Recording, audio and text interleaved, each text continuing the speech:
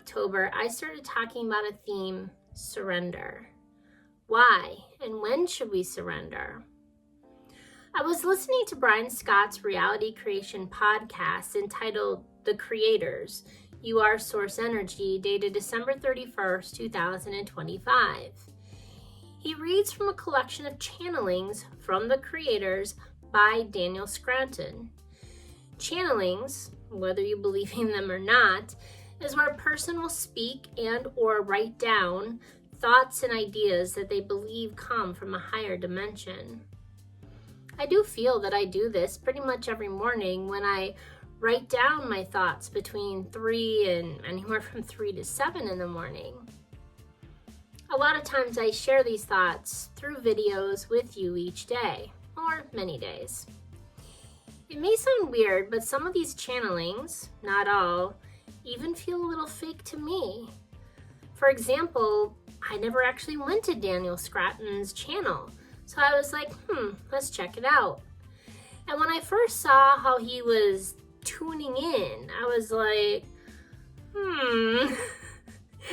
But once I got past that, however, I was able to let go of the woo-woo and focus on the words, the message. You will know if a message is true for you because your whole being just resonates with it. It rings with yes. It will produce a strong feeling and or knowing. And if a message doesn't resonate with you, like this one, you can either keep listening out of curiosity or change the channel. Anyway, some of these channelings to me feel like a phone call from home. And this one really put into the words more perfectly than I think I've been able to, the concept of surrendering, of letting go. Timestamp 1643 to 1711 states, sometimes you just have to give in when you find yourselves in situations where there's no more fighting that can be done. The struggle cannot accomplish anything more, and so you are left with no choice but to surrender, to give in. We want you to realize this is not you giving up on anything. Giving in is surrendering to the flow of your life, and that is so much more of a productive endeavor than to continue to resist something that keeps showing up and showing up. Because when you're in a state of surrender to the flow, there's no obstacles in the way. You just have all of the power of the current at your side. Also at timestamp 1748, it states, what surrender does for you is give back that part of yourself you have been struggling so hard to avoid. I actually have a theory that people actually like conflict and struggle because it makes them feel so alive. Let's face it, life can be boring, monotonous. People see peace almost as dull and uninteresting. Therefore, if they give up the drama and the conflict, they give up the excitement and the power, no matter how negative it might feel to them.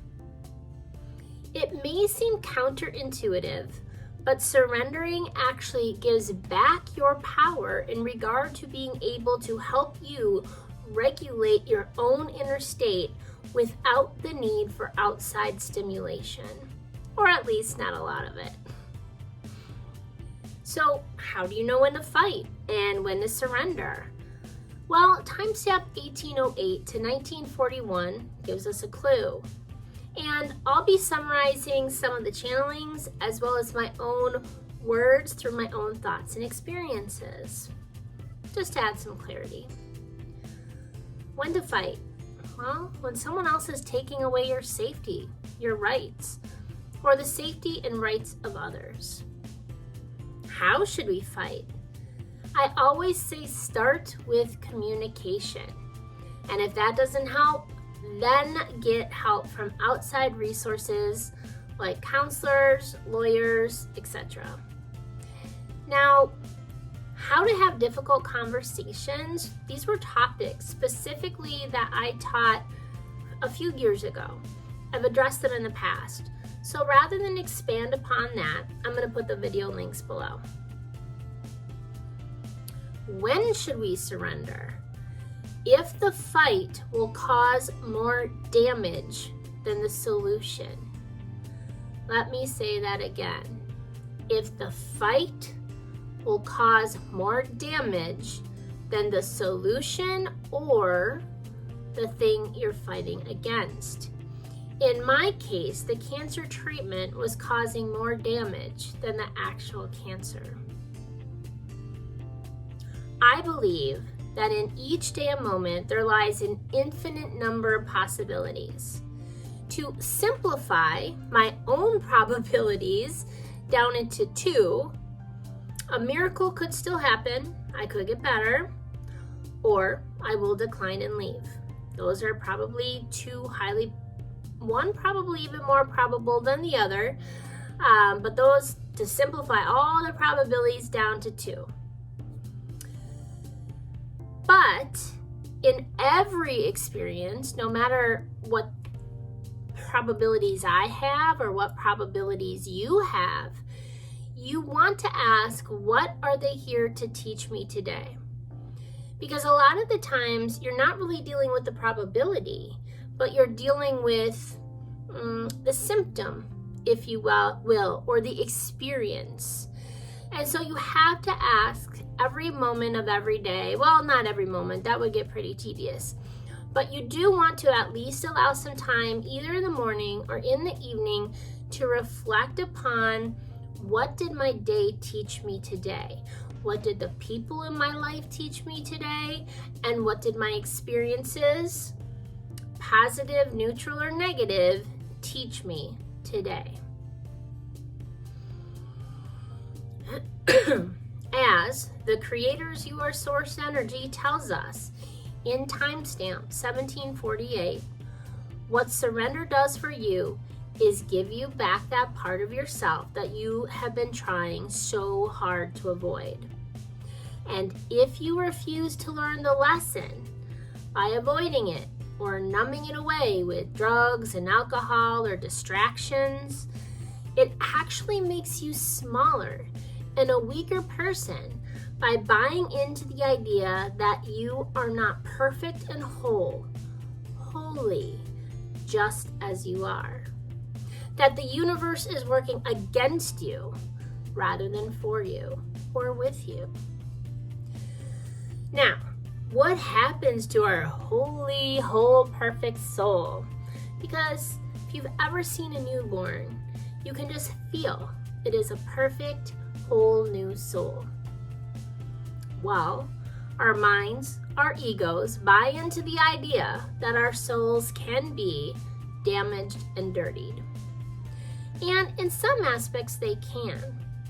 I kind of like to see our soul as a core, and then like layers in the tree, our years of experience are around that core. And we gather thoughts and emotion within those rings and layers. And I'll actually be diving, I posted a video this morning about why we want to dive into those layers. So I'll post that below as well. So our minds, our egos, buy into the idea that our souls can be damaged and dirty. These occur from outside experiences that tell us what we are good or worthy of. And in many cases, it is love and acceptance for being just who we are. In many cases, people have to earn love and acceptance through somebody else's expectations and conditions. The moment you let go of other people's expectations and conditions, that is the moment you've surrendered. Now, there may be some cases where we want to meet other people's expectations, or we have to meet other people's expectations. Many people have to work in order to earn an income and provide for their family. Also, There may be some habits that we have ourselves that are hurting ourselves and others, and it may be taking away our own safety and rights. And so we avoid and we numb with like drugs, alcohol, etc. So when people approach you and they have expectations for you, what they're really trying to do is pull you back to remind you that you are wholly whole and perfect as you are. Well, I could play devil's advocate, I guess. If someone was truly accepting, they would accept that person no matter what they were doing to themselves. However, we do need to have boundaries, and I'll get into that in a little later. So, once you let go of anything that is causing more damage than the solution, like letting go of a job, letting go of a relationship or an experience that is hurting you rather than healing or helping you, any physical, mental, or emotional pain, that's a red flag that you should be dropping the metaphysical coal that is burning you. It will finally give you the relief that you're looking for. So, you can say no, or fight, or simply set up a boundary to protect yourself from being used or abused by others. But you have to discern what is really hurting you versus what you think could be hurting you. Make sure that you're setting up boundaries and not walls based on past hurts. For those walls of what could hurt me rather than what is actually hurting me is also keeping out and blocking opportunities that could heal me, that could make me feel good or loved or cared for. And that's exactly what I'm finding. When I stop fighting, more of what I want actually flows towards me because there's no blocks in place preventing anything.